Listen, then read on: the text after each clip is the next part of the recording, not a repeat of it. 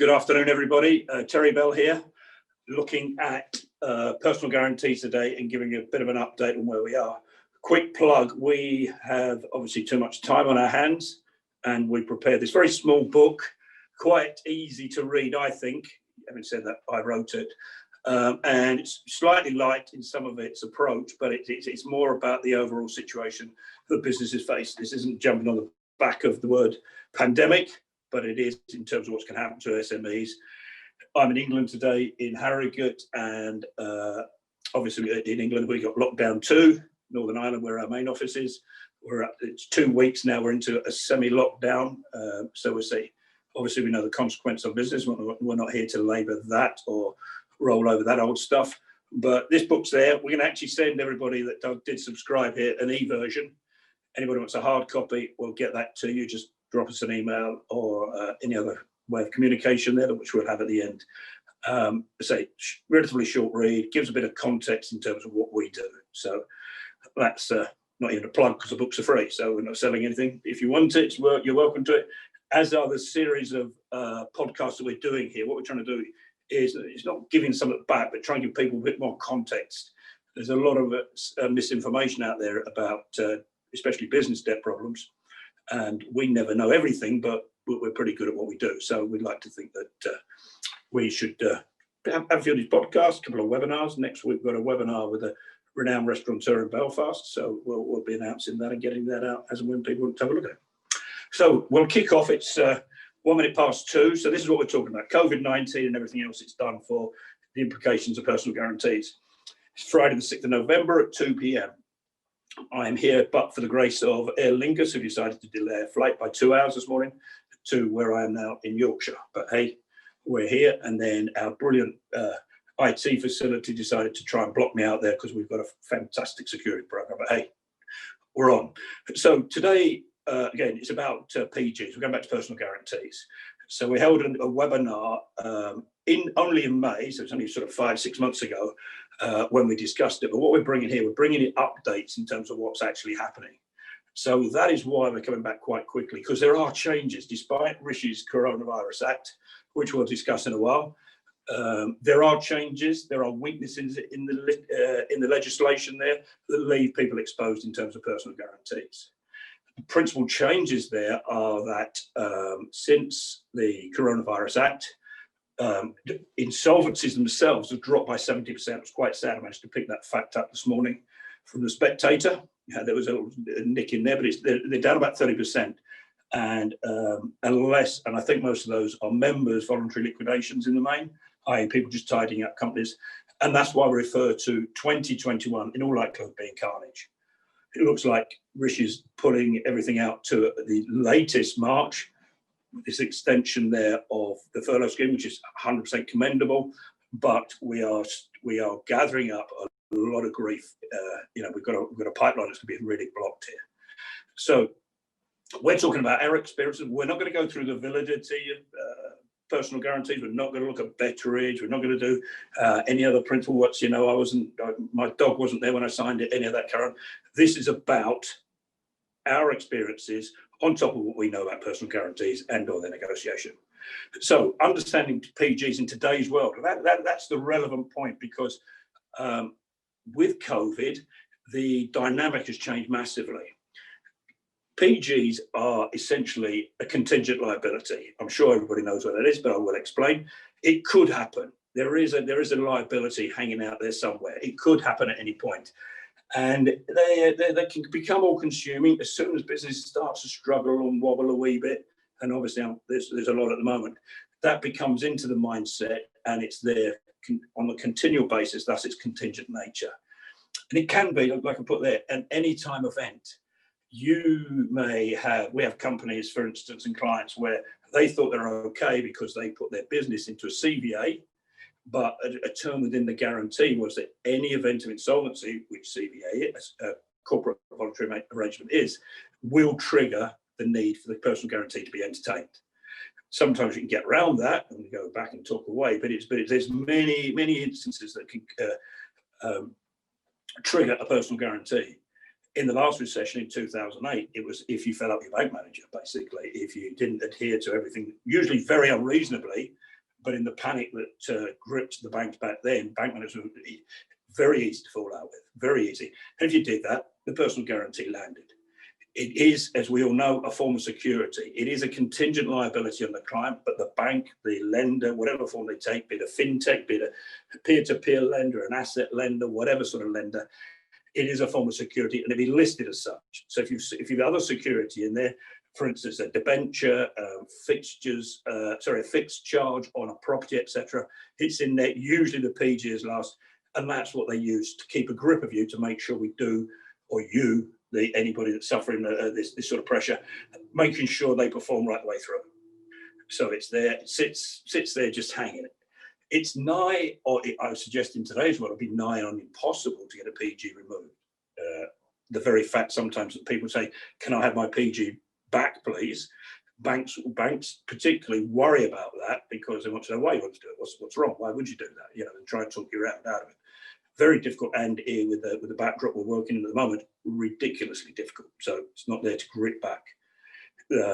We're noticing a lot of people now trying to transfer some of their exposure into civils and bibbles, get those tied up, get rid of the PG element of it if they can. Also, you've got there's one particular company that sell an insurance policy which can cover your PGs, which are really good, but make sure you adhere to every single term. It's like any insurance policy, but times two or three goes there. Last point on something that's going to become more and more prevalent as this all unravels when Rishi releases the dogs, as we're going to call it. Joint and several guarantees are pretty hideous. I actually think I've referred to them previously as evil, which may sound a bit dramatic, but it brings possibly families at loggerheads, friends for life, literally at war, husband and wife falling out, everything. It's just a shambles. And if they can in the future, if nobody else picks anything up on this, don't ever sign a PG that's joint and several, individual ones or not at all. So the Coronavirus Act, which was issued quite rightly to try and protect businesses who would have been under immense pressure, main provision being that they were looking to support businesses, protect businesses from the wicked landlords, if you like, okay? So that they weren't thrown out the building, the company wasn't put into liquidation. Any proceedings that may arise because of the effect of COVID shutting a business basically would be covered by the Coronavirus Act. I'm not a solicitor by any stretch, but there'll be I'm sure there'll be the odd learned friend telling me I'm wrong on certain things. I'm telling you the practicalities and the overall perspective here. So that was what was the main provision there. Flip side of that is that badly affects obviously landlords across the board, not the great big British Lands of the world and all the shopping centre owners, but particularly people that have, say, small pension funds, maybe a couple of commercial properties in there. That's the ones getting hit, and they any action they want to take is completely curtailed. They cannot really take any action, and any solicitor worth his merit would be more than capable of stopping any such action. The only thing, so that's that backdrop there, the main provisions. Rishi is trying to extend the impending recession wherever it lands. There will be a recession no matter what the Bank of England say. Mr. Andrew Haldane, who's there, who I think must be taking too many happy pills. There will be a recession, full stop. We know, we can see the numbers coming through. When you see Sainsbury's changing their business model literally yesterday, the ramifications are pretty bad. Now, Rishi cannot completely keep the creditors at bay here. It's not fair and equitable at the end of the day. And especially if there were debts that were owed prior to COVID. A lot of people are managing to duck that. So it looks like it's obviously, as I said, their furloughs going out to March. So that looks like the way that's going to go there. Now, importantly, what we didn't get covered in the Coronavirus Act, and it's being attacked now, we've seen about 20 instances of this now already, that the PG provision in a credit arrangement is not covered by Coronavirus Act. If any solicitor or barrister or whoever is out there can tell me different, brilliant, I'd love to see it. But at the minute, there was literally a client today in England received a county court summons on the back of a PG exposure. There have been discussions, we were even talking earlier this week, and then already they're in the background preparing for this county court summons to be issued.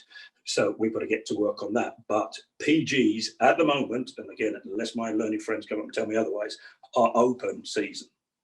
So the Coronavirus Act will cover the business, stop it being closed, stop stuff being repossessed, etc., in terms of buildings and the like. But the PG is open. And they're looking, the guys are all frustrated, the creditors are frustrated, solicitors are frustrated, they can't get on with things. So it's almost like they're saying, right, how can we get into this? And there's a huge backlog, which we'll come on to next. So that's the PG provisions that are still exposed by Rishi's Coronavirus Act. I always refer to it as Rishi because he seems to be the mainstay. Boris doesn't seem to have a great deal of merit in this, so that's tricky. Sorry, I was just looking there. We're getting a couple of questions through, which I'll answer at the end there. So the typical actions that we're being seen to be taken at the moment when creditors become frustrated. There are summonses. So say there's a county court summons gone out there. There are also statutory demands flying around. Not anything like the amount they were, but they're coming out because what else do they do? It's relatively easy to defend a lot of these because you can go back on the Coronavirus Act. If a solicitor and or the legal team decide that the company would have been fined but for COVID-19, then they can rely on the provisions of the Coronavirus Act, plus any other technicals that aren't right in there. And very often, when you come down to these documents that PG is based on, there's a little bit of, there'll be grey areas which can be used and very often are just to slow everybody down, because if you don't take the action, if you don't defend a summons or put something, you're going to get a judgment, which then could all move to ultimately bailiffs appointing and or discharging land if there are buildings around that could be grabbed.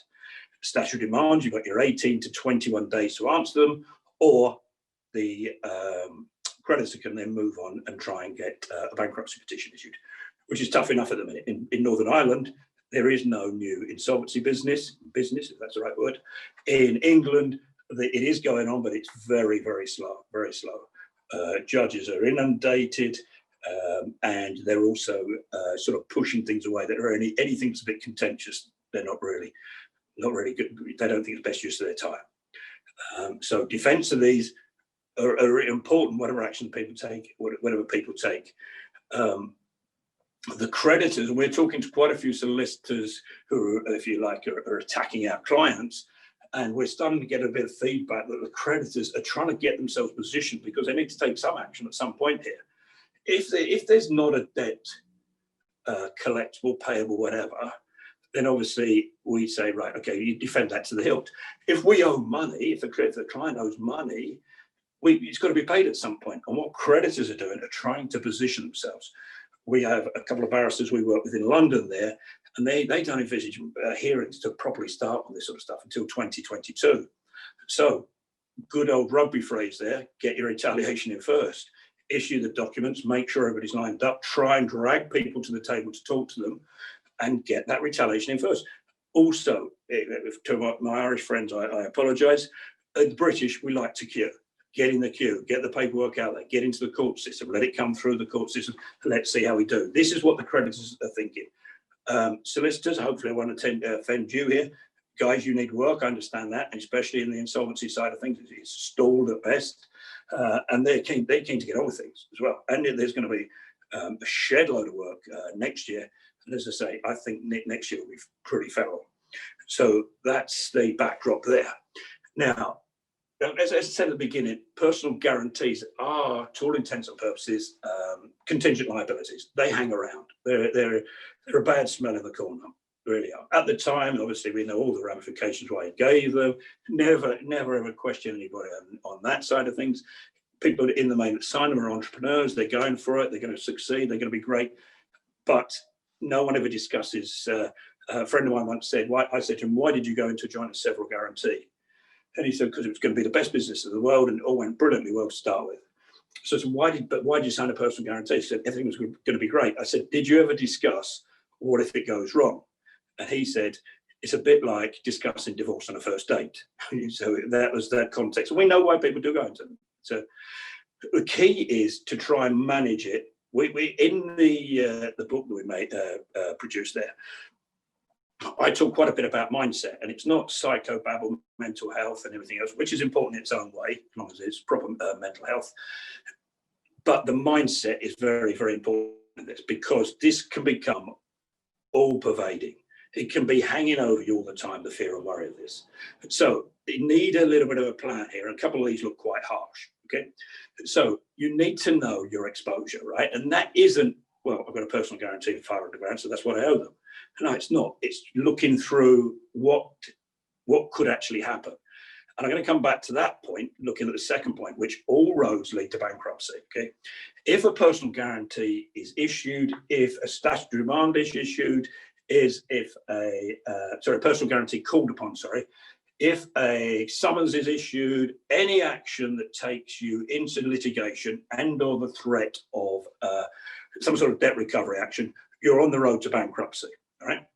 That isn't as negative as it sounds, because sometimes if we're involved in a case and somebody says, right, they should have stacked demand, I sometimes, in a sort of flip about way, go excellent, because we're all focused on trying to get a result now.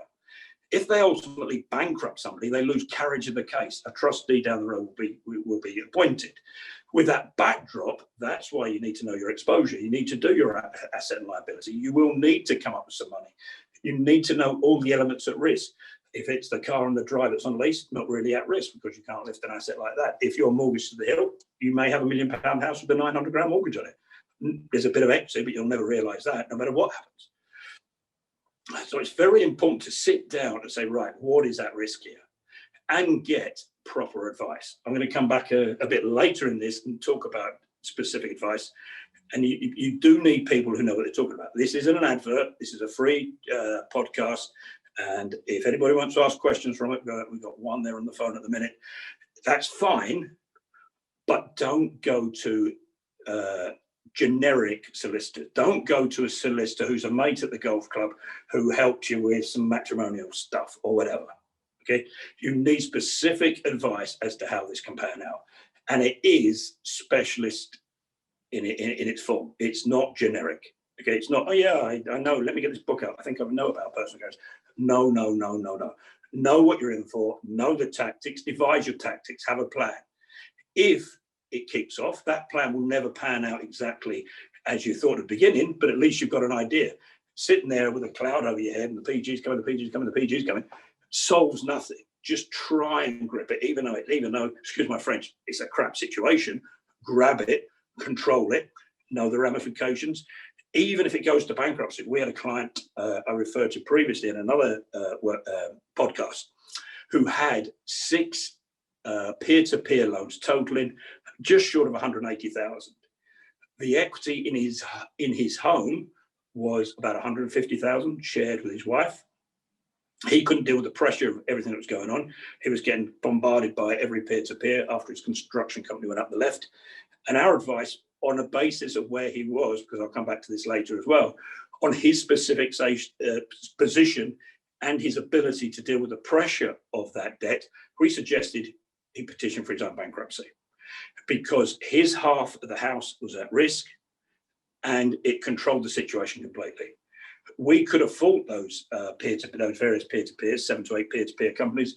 We only needed one to act the maggot, as we like to say, and that would have stopped all the other good work, and it would have gone on for a couple of years in all likelihood. So it's all roads lead to bankruptcy. Don't think it's the end of the world necessarily.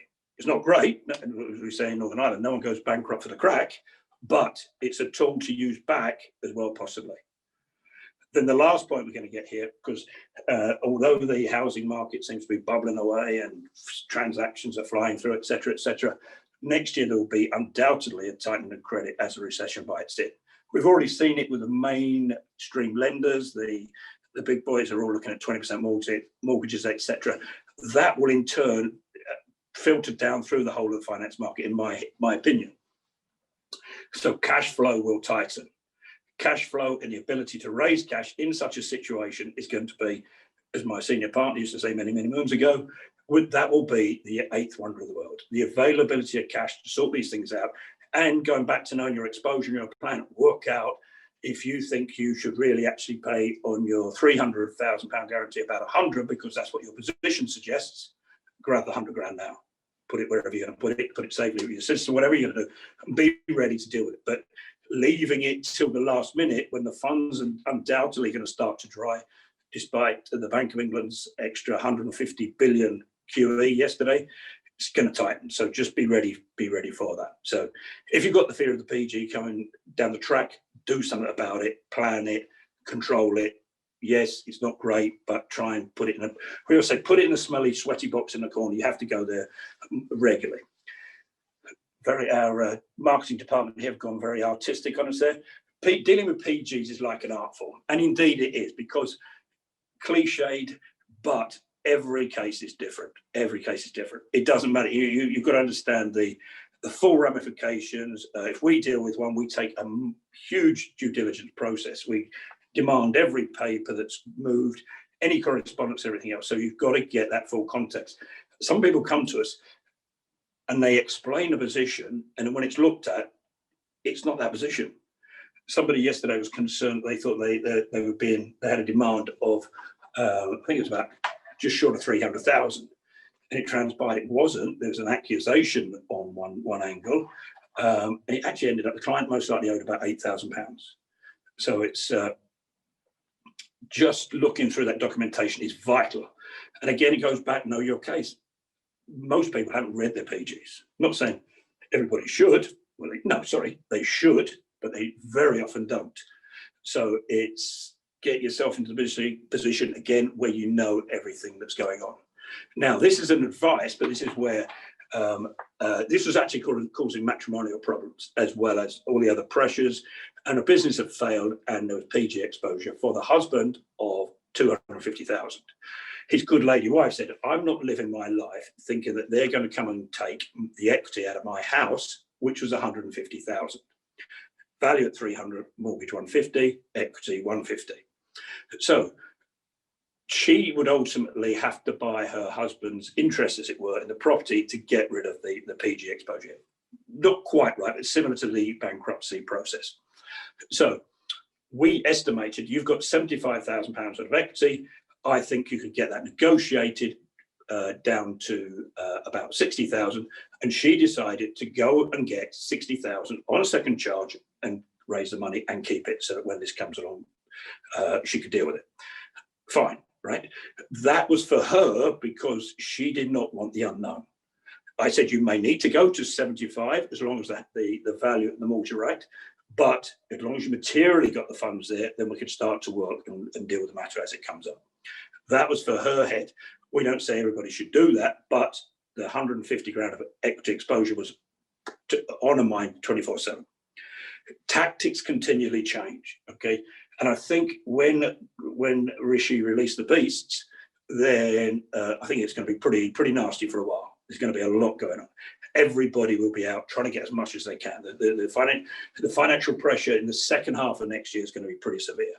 So tactics will change.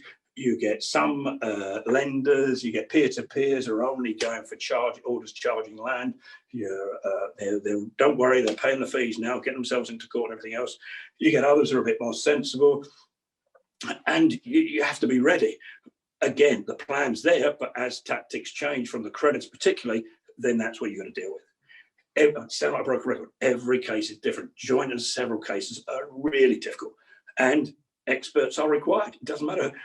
If you come to us, great, right? But whatever you do, if you don't, make sure you question, do a little bit of research, and make sure your appointee, a solicitor, whoever, right, does know their stuff. If you one iota of doubt as their ability to deal with it, get rid of them. Get somebody who does. Okay, so it's very, very important you go to the right place. And sometimes it costs, but you get the right advice.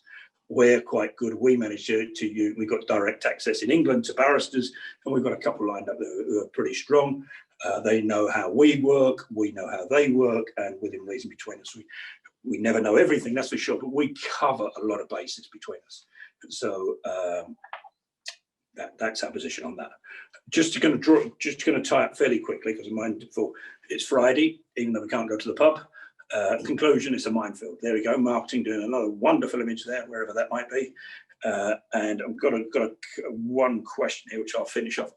So, specific experts are required. No generic solicitors, no high street in the middle of the country sort of types of solicitors, unless they're very good at what they do. Understand all ramifications. It will give a lot of context. Nobody wants to hear the word bankrupt in a meeting, right? But we're great believers that there's no point in BS in here, guys. If we're going to be in trouble, let's know it. Let's be ready for it. Nothing untoward. We're still going to conduct ourselves completely within statute, obviously, but be ready. You get the other side of BS, getting ahead of myself, of bankruptcy. There is still even more BS when you start getting into the world of insolvency practitioners alike and the powers that they have, or otherwise. So that's very important. And we use a very good solicitor in Belfast from that angle. We have good barristers in England that we use. And again, not your matrimonial average sort of, I'm trying not to be rude to our legal friends, but make sure they know their stuff. There's plenty of information out there if you want to have a go at yourself. The only thing I would say, if ever you do have a go at yourself, if you mess it up, you're goosed. That's the polite phrase. You're goosed. Okay, you get one go at getting it wrong. Third-party representation always brings a lot more to the party. It brings credibility in terms of what the submissions are, because if you're trying to deal direct, you will deem to be basically telling a lie, and that's how it's played out. So you need the right representation. Right, I'm just going to quickly get this question up that Noel sent me. Thank you very much, Noel. So there's a question here, right? I have a mortgage on a rented property with a friend of 65,000, now worth 100. Can the person I have a PG with can the person I have a PG with make my friend sell his stake or take it off him? The simple answer to that is no. In terms of, you have £35,000 of equity there. Be interested to know what the level of the PG was, but the way they could get to the property they would either have to get a judgment or bankrupt you, and then if they get a judgment, they can go order charging land. But I'd suggest your friend would go and get the right legal advice to make sure his interest is protected there. Or if they bankrupted you, they could look to sell the property, and your friend, the co-owner there, would have to make a bid for your equity in there. Now, if say you've got 35 grand of equity, split that in two, it's 17.5. So it's up to maximum upper limit is 17.5 grand. An example of work we did a couple of years ago was for, unfortunately, a solicitor in England that went bankrupt, and his good lady, they had about £75,000 worth of equity in the house. I remember the figure, it was 300 versus 225. He went bankrupt, got into some investment. He got scammed, basically, an investor. But long story short, so 37.5 grand potentially. His share, 37.5%, the good lady wife. We settle on the 37.5 at 15,000. So it's horses for courses. Every case is different. And answering your question there, 17,500, trying to extract 17,500 pounds out of a property isn't easy. There's a fair bit of legals to go at, and you may have to give a bid yourself on that element of your asset. But again, it depends on what else you have. So, bit whistle stop. Hopefully, you all got something from it. We're going to send the slideshow around, PowerPoint, whatever we call it, or in Northern Ireland, PowerPoint. We'll get that over to everybody. You're welcome to it. Any questions? That's where we are. Just genuinely, if you want to email me on that trb@belcomp address, send that over and I'll answer any questions gladly. No charge. If you want to use us, use us. We're not selling anything. We're just showing that we nearly know what we're talking about, which is, I suggest, more than quite a few other people. So that's us. We'll send you that book. Any rude comments, send them to our marketing department. Any nice comments, send them to me, please. So anyway, usual thing. Good luck, stay safe, and get back out there. Cheers, bye.